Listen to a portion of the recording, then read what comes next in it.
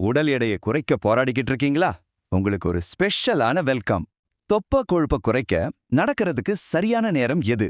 இது ஃபிட்னஸ் உலகத்துல ஒரு பெரிய விவாதம்னே சொல்லலாம். சரி, நேரடியா விஷயத்துக்கு வருவோம். உங்களோட பயாலஜி, அதாவது உடலியல், அப்புறம் நேரத்தை வச்சு எப்படி ரொம்ப ஈஸியா உங்க வெயிட் லாஸ் கோல் அடையலாம்னு இந்த ஆழமான அலசல்ல நாம ரொம்ப தெளிவா பார்க்க போறோம். ரெடியா? காலையில நடக்கிறதா இல்ல சாயங்காலம் நடக்கிறதா? சத்தியமா இந்த ஒரு சின்ன கேள்வி நம்ம பலருக்கும் பெரிய குழப்பத்தை கொடுத்துருக்கோம் இல்லையா? இன்டர்நெட்டை திறந்தாரே போதும் ஆளுக்கு ஒன்று சொல்லுவாங்க.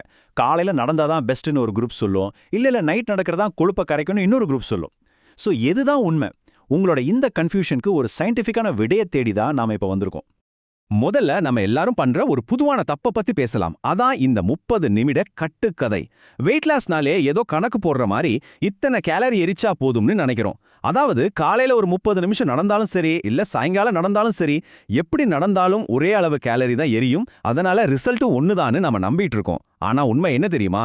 நம்ம உடல் செயல்படுற விதம் ஒரு சாதாரண மேத்ஸ் கிடையாது. இங்க தான் ஒரு சுவாரஸ்யமான சயின்ஸ் ஒளிஞ்சிட்டு இருக்கு. நல்லா கேட்டுக்கோங்க. நம்ம உடம்பு ஒரு சாதாரண கேலரி கால்குலேட்டர் மாதிரி வேலை செய்யாது. அதுக்குள்ள சர்க்கேடியன் ரிதம்னு ஒரு பயாலஜிக்கல் கிளாக் இருக்கு. அதாவது நம்ம உடம்போட உள்கடிகாரம். இது சும்மா டைம் பார்க்குற கடிகாரம் இல்ல.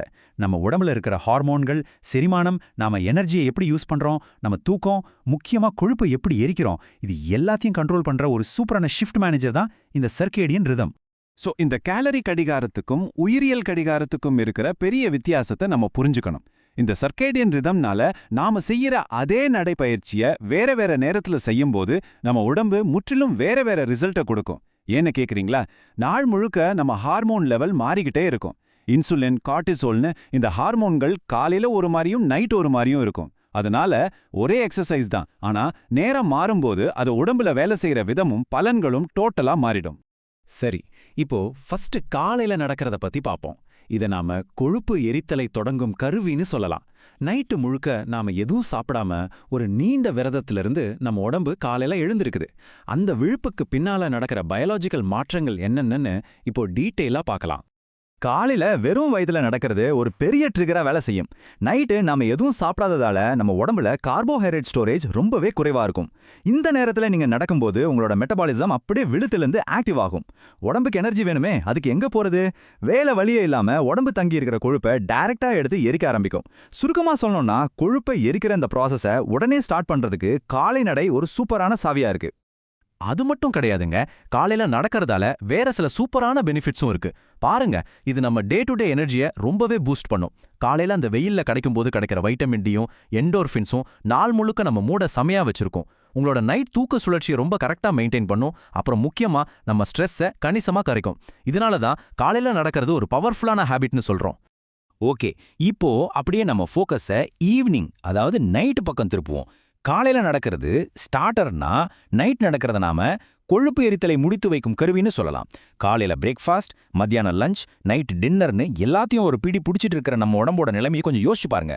உடம்பு ஃபுல்லா சாப்பாடு நிரம்பி அப்படியே ரெஸ்ட்டுக்கு ரெடி ஆகிற நேரம் அது. இப்போ இங்க நடக்கிற அந்த பயாலஜிக்கல் மேஜிக்கை கொஞ்சம் கவனிங்க.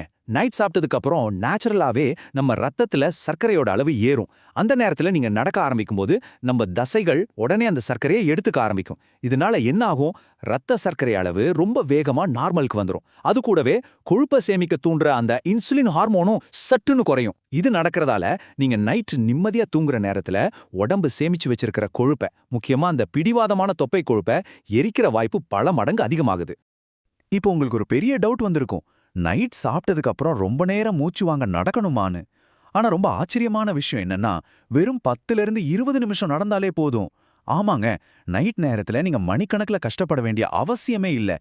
இந்த சின்ன டைம் கேப்பே உடம்புல அந்த பயாலஜிக்கல் மாற்றத்தை தூண்டுறதுக்கும் இன்சுலினை கண்ட்ரோல் பண்றதுக்கும் ரொம்பவே போதுமானது. இத நல்லா மனசுல வச்சுக்கோங்க. இந்த நைட் நடைப்பயிற்சி ரொம்ப ரிலாக்ஸ்டா உங்களுக்கு கம்ஃபர்டபுளா இருக்கணும்.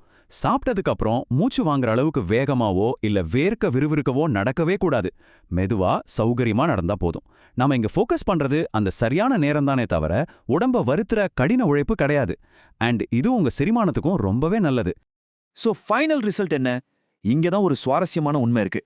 காலையில நடக்கிறதும் நைட் நடக்கிறதும் ஒண்ணுக்கு ஒண்ணு எதிரி கிடையாது, காம்படிட்டரும் கிடையாது. இது ஒரு சூப்பரான டீம் எஃபர்ட். ஒன்னை ஒண்ணு முழுமையாக்குற ஒரு மாஸ் கூட்டணி. பாருங்க, காலை நடையும் மாலை நடையும் எவ்வளோ அழகா பிரிஞ்சிருக்குன்னு. காலையில நடக்கிறது கொழுப்பு எரிக்கிறத ஸ்டார்ட் பண்ணி வைக்குது. அதே சமயம் நைட் நடக்கிறது அந்த கொழுப்பு எரியற ப்ராசஸை கண்டினியூ பண்ண வைக்குது. உங்களால முடிஞ்சா இது ரெண்டையுமே டெய்லி ஃபாலோ பண்றது தான் கொஞ்சம் வாரங்கள்லயே ஒரு பெரிய நிலையான மாற்றத்தை கொண்டு வர்றதுக்கான மிகப்பெரிய ரகசியம். தொடர்ந்து செய்யறது தான் இங்க ரொம்ப ரொம்ப முக்கியம். இந்த அலசலோட முக்கியமான குறிப்பு இதுதான். கடினமான உடற்பயிற்சி இதற்கு தீர்வில்ல. புத்திசாலித்தனமான நேரமே முக்கியம்.